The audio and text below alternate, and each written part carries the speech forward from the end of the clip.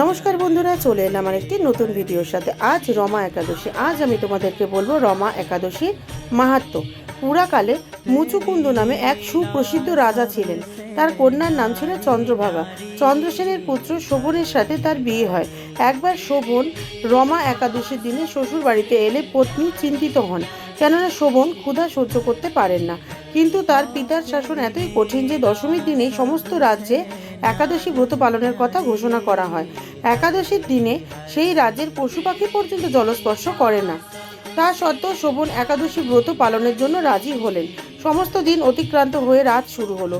শোভনের পক্ষে তা বড়ই দুঃখদায়ক হয়ে উঠল এবং ক্ষুধা তৃষ্ণায় দুর্বল হয়ে সেই রাত অতিক্রান্ত হলে সূর্যোদয়ের সময় তার মৃত্যু হলো। তার অন্ত্যেষ্টিক্রিয়া সাড়ম্বরে সম্পন্ন হলো। কালক্রমে রমা ব্রতের প্রভাবে শোভন মন্দরাজ্জল শিখরে অনুপম সৌন্দর্য বিশিষ্ট এক রমণীয় দেবপুরী প্রাপ্ত হন। এক সময় সোম শর্মা নামে এক ব্রাহ্মণ তাকে সেই অবস্থায় দেখে চিনতে পারেন এবং তার কাছ থেকে জানতে পারেন তার এই ঐশ্বর্যমণ্ডিত অবস্থার কারণ।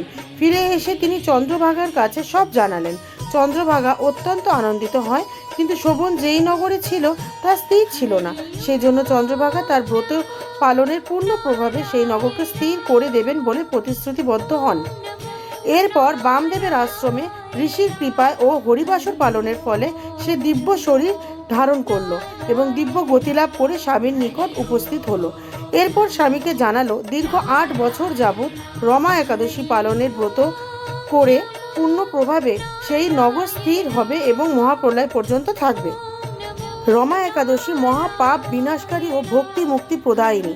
যে ব্যক্তি এই ব্রত শ্রবণ করেন তিনি সর্বপাপ মুক্ত হয়ে বিষ্ণুলোকে পূজিত হন। আমার এই ভিডিও ভালো লেগে থাকলে ফলো করে আমার পাশে থাকার অনুরোধ রইল। যাবার আগে কমেন্ট বক্সে হরে কৃষ্ণ লিখতে ভুলো না কিন্তু।